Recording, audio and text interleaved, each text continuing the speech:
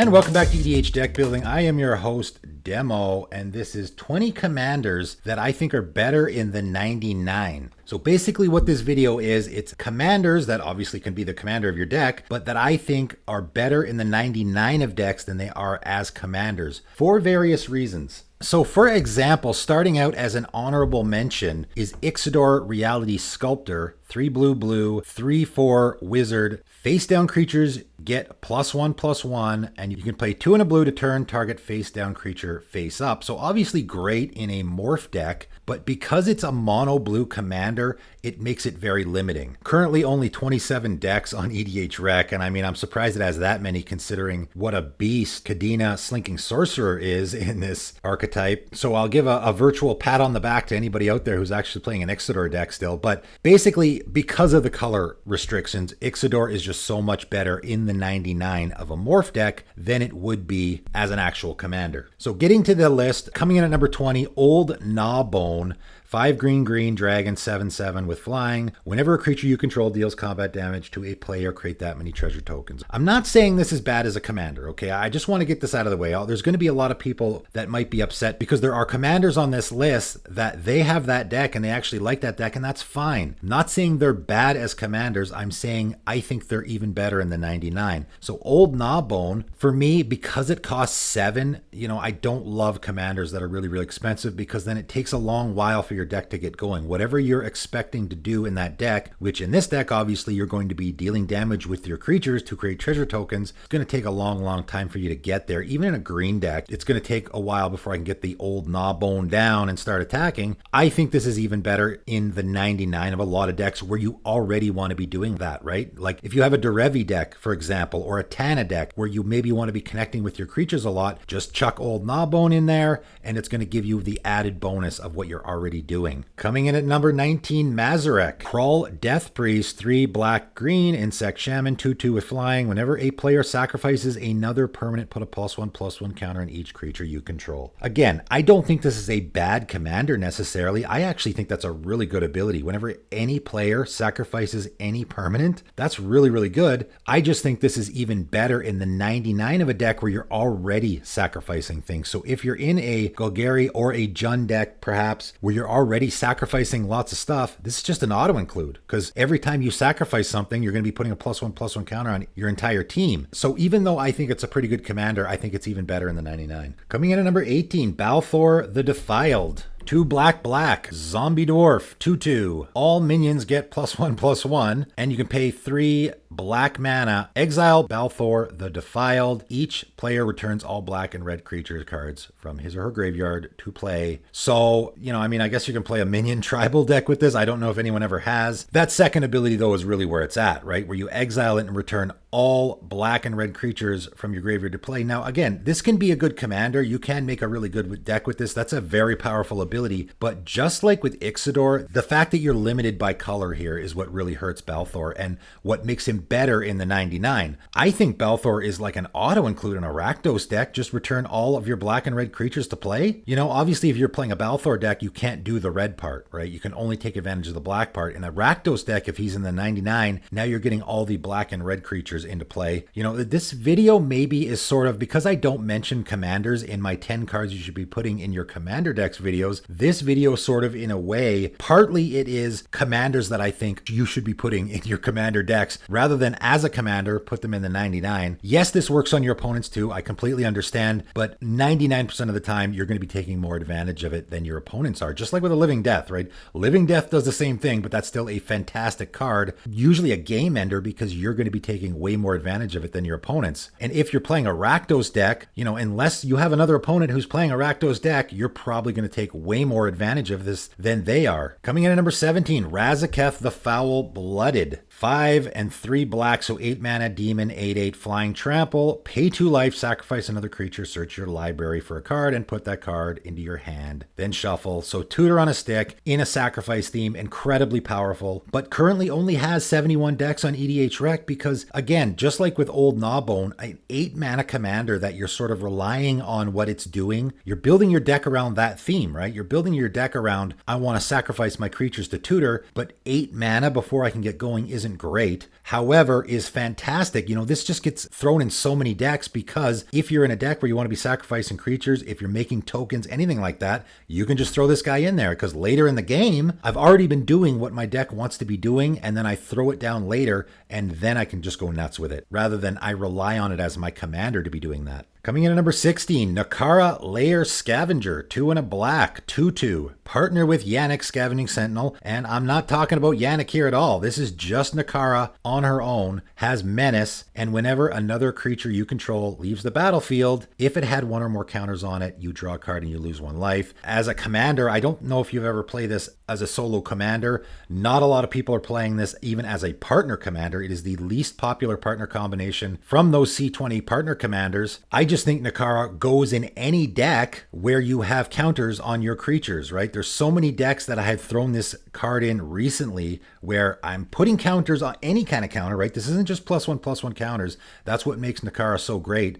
Put this in my Tetsamok deck even that I did on my Underwhelming Commanders video because now I can put those Tetsamok prey counters on my own creatures. So when they die, I get to draw cards, right? It just fits in a lot of decks. Again, that's the whole point of this video. Not necessarily a terrible commander, can be a good commander, but even better in the 99 of a lot of decks, I think. Next up, Toski, Bearer of Secrets. 3 and a green, Squirrel 1/1. This spell can't be countered. That's pretty great. Indestructible. That's fantastic. Toski attacks each combat if able. Whenever a creature you control deals combat damage to a player, draw a card. So I know there are people out there with Toski decks. You know, a lot of people I think did the squirrel thing with it because it is a squirrel. Now that we have Chatterfang, you know, Chatterfang already has double the amount of decks that Toski does. And I imagine those are all the squirrel tribal decks now. So for me, Toski, again, just goes in a lot of decks where you're already doing that theme. I'm doing the theme of I'm connecting with my opponents in that Edric deck or that Derevi deck. So I'm going to throw this in there. It's a coastal piracy, right? It's an indestructible coastal piracy that can't be countered in green. So it's a fantastic card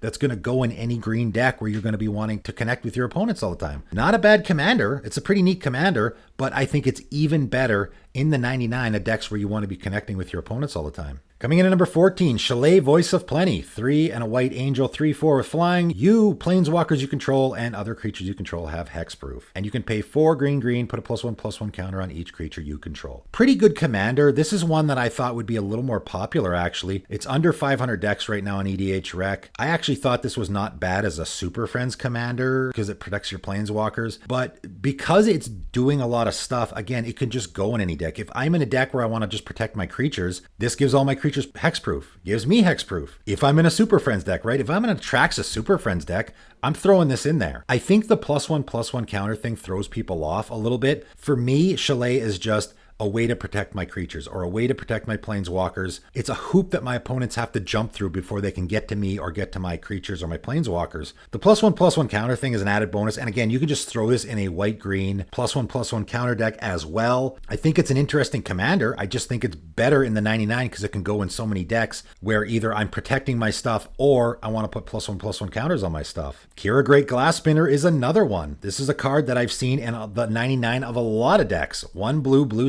Spirit 2/2 with flying. Creatures you control have, whenever this creature becomes the target of a spell or ability for the first time each turn, counter that spell or ability. So again, it's just another way to protect your creatures. Yes, you can play this as your commander. It currently only has 50 decks on EDH Rec, but it's better in the 99, I think, right? You can put it in any deck where you just want people to keep their hands off your stuff. Coming in at number 12, Linvala, Keeper of Silence. 2 white, angel, 3/4, flying. Activated abilities of creatures your opponents control can't be activated. So this sort of is in another category, and you could really throw a lot of creatures in this category of it is sort of a stacks piece, or I'm hating on what my opponents are doing. So if it's my commander, I automatically become a target right out of the gate, right? And nobody really wants that. You could just make Linvala your commander in a deck where you want to be doing something. You're not going to build your deck around your commander here. It's just I'm helping myself by slowing down my opponents in whatever strategy I want to be doing. It just goes in a lot of decks, right? You can just throw this in any deck and it's going to be good for you because activated abilities of creatures your opponents control can't be activated. That's good always, right? So you're always going to want to play it. It's better in the 99 though because it's not going to make you a target target until it's in play and it's already too late. And it can just be easily slotted into any deck where you just want to be slowing down with your opponents. Avacyn, Angel of Hope. 5 white, white, white, Angel, 8/8. Flying, Vigilance, indestructible. Other permanents you control have indestructible. I mean, this one's pretty obvious, I think, right? It's just gone in so many decks. Yes, it does have quite a few decks on EDH Rec, but even more so, I see it in the 99 of decks, right? You're just going to put it in any deck. Make my stuff indestructible? When is that ever not good? Again, like Linvala, though, I think Avacyn is a little bit of, if my opponent has this in their command zone, I know they're probably going to be casting an Armageddon or lots of destroy everybody's stuff effects. That's just going to straight up end the game. So right out of the gate, I think, you know, I mean, if I'm playing against someone who has an Avacyn deck, I'm definitely going to be keeping my eye on them. You know, I'm going to have that Path to Exile or that Swords to Plowshares ready to go at a moment's notice because I know what's coming. If it's in the 99, again, people don't know what's coming. And also, it's just a great card in the 99 if you're in any deck. I'm in a creature deck. I don't want my creatures to be destroyed. I'm in an artifact deck or an enchantment deck, and I don't want those to be destroyed. It can go in any of those decks. It can literally go in any deck, and it's going to be beneficial for you. So that's why I think it's better in the 99. Coming in at number 10, Rain, Academy Chancellor, and this is a personal favorite of mine. 2 and a blue, 1/1, human wizard. Whenever you are a permanent you control becomes the target of a spell or an ability an opponent controls, you may draw a card. You may draw an additional card if Rain, Academy Chancellor is enchanted. So you definitely could build a deck around this for sure. But the problem with this as a deck, and currently only has like 56 decks on EDH Rec, because the issue here is you have to rely on your opponents to target your creature in order to do anything, right? Yes, I can put this in a deck, put auras on my Rain, and then if my stuff gets targeted, I get to draw 2 cards. But is your stuff going to get targeted? Like, your opponents can just not target your stuff and your commander's not really doing a whole lot. I think it's way better in the 99. Again, sort of like the Chalet or the Kira, where I have creatures where I'm expecting my creatures to become targets. Now I can throw Rain in there so that if my creatures get targeted, now I at least get to draw a card. And even better in a deck where I'm playing auras. So I think Rain is just great in any deck where you're playing an aura theme in blue. And now I can throw an aura on my Rain, and every time my creatures become a target, I get to draw an additional card. So I just think it's really great in the 99. You know, this is definitely a commander that I could probably give a mention in my 10 cards videos because I think it's really good in the 99 of a lot of decks. Coming in at number 9, Tetzimoc, Primal Death. 4 black, black, Elder Dinosaur, 6/6 with Death Touch. Pay 1 black, reveal Tetzimoc, Primal Death from your hand. Put a prey counter on target creature. Activate this ability only during your turn. And when Tetzimoc enters the battlefield, destroy each creature your opponents control with a prey counter on it. So I even already mentioned this in this video with Nakara. I think those two go great together. If you're making a Nakara deck or a Tetzimoc deck, they go in each other's decks, I think. Obviously, Tetzimoc doesn't make a great commander, right? Only 14 decks currently on EDH Rec.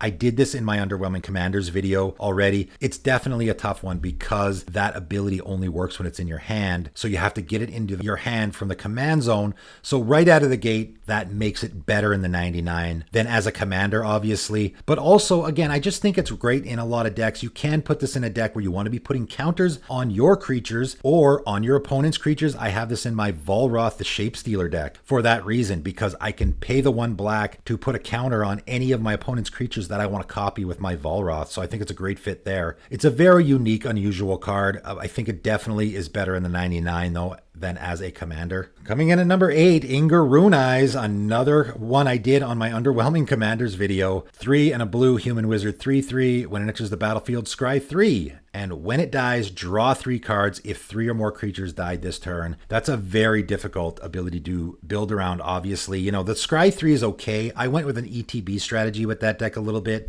of a wizard theme as well. I think Inger Runeyes goes in the 99 of a lot of decks. Not great as a commander, obviously, because it's so difficult to get those draw 3 cards off of it because you have to let your commander die all the time. If it's not your commander, then you're not that worried about, right? It's just board wipe protection or board wipe payoff, I guess you could call it, where I'm playing a creature heavy deck, throw this in there, I get to scry 3, and then if I get board wiped, I get to draw 3 cards. Put it in a wizard deck where I have lots of wizard effects like a Zami where I can tap it to draw a card, and again, I'm in a creature heavy deck, so if I get board wiped, I get that payoff of drawing 3 cards, or in an ETB deck, which are also really creature heavy all the time, I have the ETB of scry 3, and then also the board wipe protection as well. So I think it's great in the 99 of a lot of decks. Definitely better than it is as a commander, I think. Nadir, Agent of Dusknell, another one of my personal favorites. 5 and a black, 3/3, elf warrior. Whenever a token you control leaves the battlefield, put a +1/+1 counter on Nadir, Agent of Dusknell. Whenever Nadir leaves the battlefield, create a number of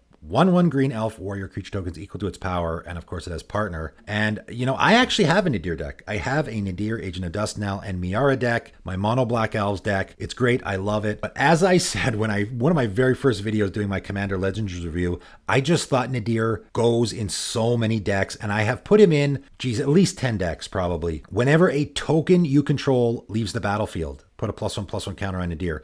So he goes in any token deck. Any token deck you can throw him in. Even if you're sacking treasure tokens, he's putting +1/+1 counters on himself. He works in a +1/+1 counter theme as well because he's putting +1/+1 counters on himself. So I threw him in my Felisa deck as well for that reason. And when he leaves the battlefield, you get to create a bunch of elf tokens. So he goes in an elf deck as well. He's an elf and he makes elf tokens. So he also goes in all those black and green elf decks. He just goes in so many decks because he's doing so many things. So yes, I love him as a commander. He's great, but because he's doing all these different things, he even goes in more decks than he can be the commander for. So he's just great in the 99 of a lot of decks. Next up at number 6, Redain, God of the Worthy. And again, this was another one that when I did my initial review of it, I was just like, man, this could just go in any deck. 2 and a white, God, 2/3 with flying and vigilance. Snow lands your opponent's control enter the battlefield tap. That's pretty good. Non-creature spells your opponents cast with converted mana cost 4 or greater cost 2 more to cast. Also really good. But also there's the flip side, Valkmira, Protector's Shield, 3 and a white. Legendary artifact, if a source an opponent controls would deal damage to you or a permanent you control, prevent 1 of that damage. That's fantastic. Whenever you or another permanent you control becomes the target of a spell or an ability opponent controls, counter that spell or ability unless its controller pays 1. So this can just go in any deck. Literally any deck you can put this in and it will never be less than fantastic for you, okay? The Valkmira side I think is probably the better side because it just hoses so many strategies. Countering stuff whenever you or a permanent you control becomes target is always going to be fantastic. Preventing damage, 1 damage at a time, can completely hose certain strategies. Like a Niv Mizzet deck, for example, is just going to be completely hosed by this. And then the added bonus is, hey, if my opponents are playing Snowlands, now I can hose them there as well by playing the Redain side. So the fact that I can flip around each side depending on what my opponents are doing or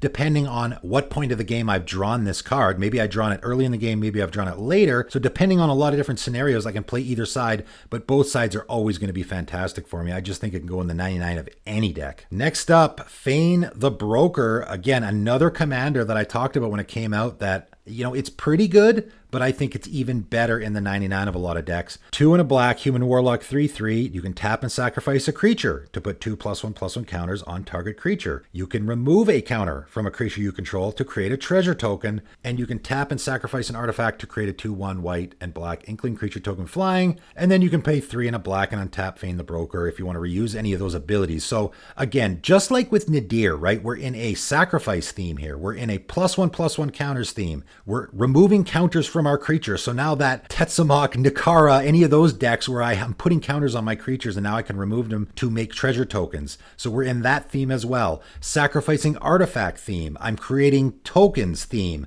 There's just so many themes that Fane fits into. Yes, you could make a pretty neat deck with Fane, but because he's doing so much, he fits in so many decks.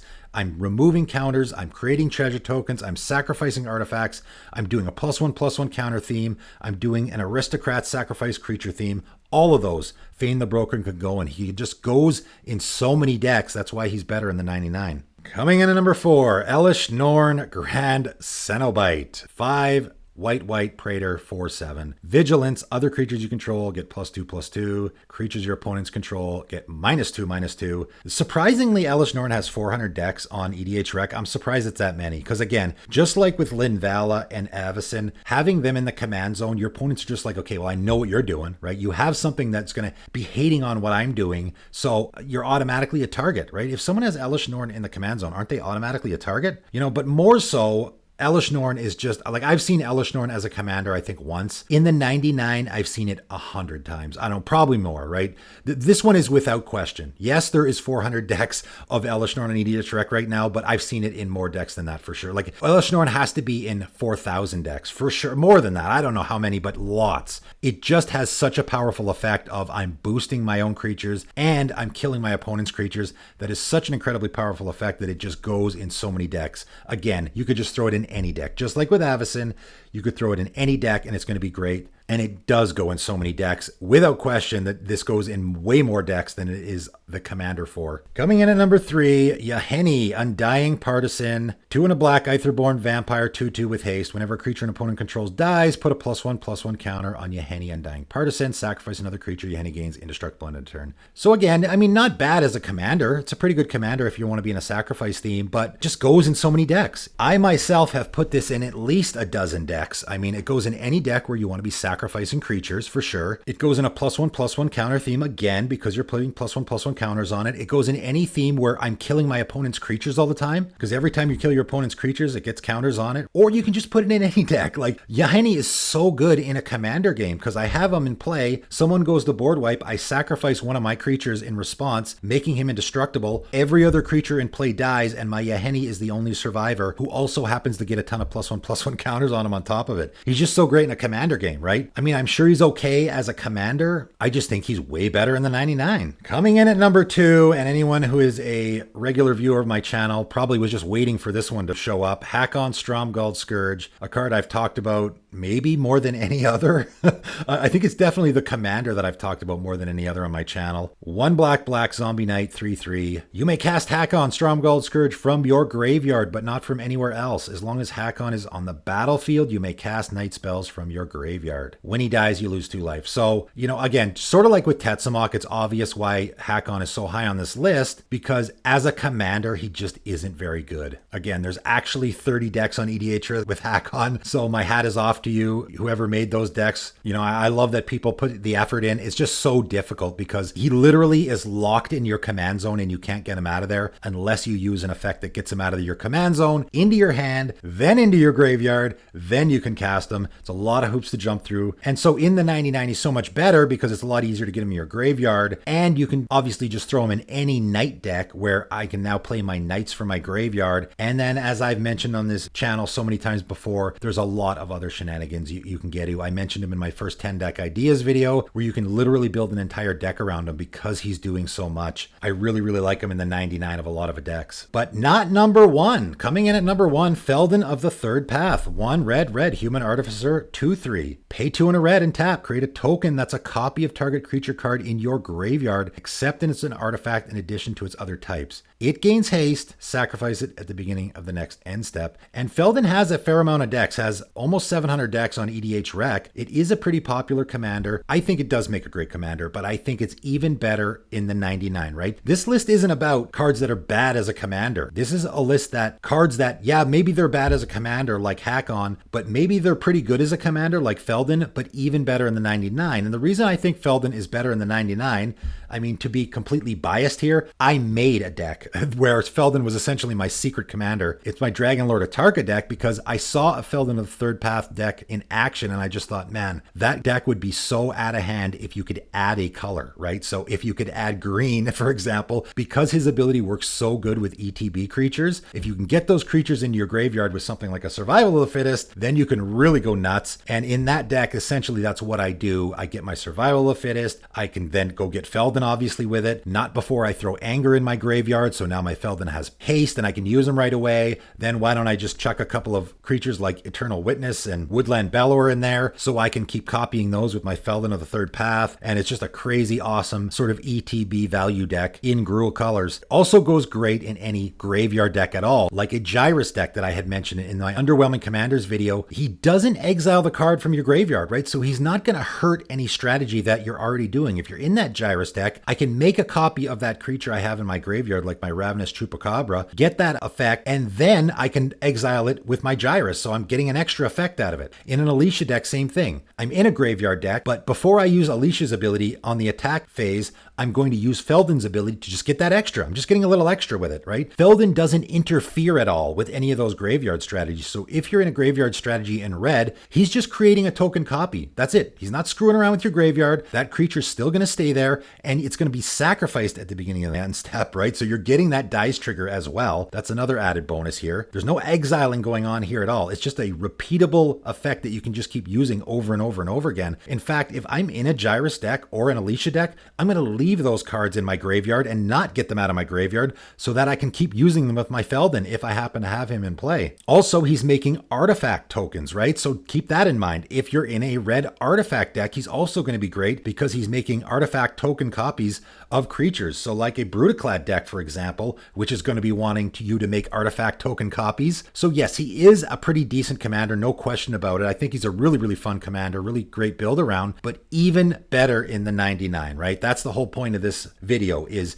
these are 20 commanders that, yes, they're good commanders, and don't complain in the comments that I'm trashing your commanders. I'm not necessarily saying any of these commanders are bad or they're not good for building around. I mean, I have an underwhelming commanders series that I've already mentioned a few commanders on this list that I've already done for, so I'm all about that, but even better when they're in the 99 of decks, right? That's the whole point, is these are commanders that, even though they might be good as commanders themselves, make even better cards in the 99 of a lot of decks. So what do you think? Any more commanders out there that maybe are better in the 99 than they are as actual commanders? Comment below, but that is it for today, and thanks for tuning in.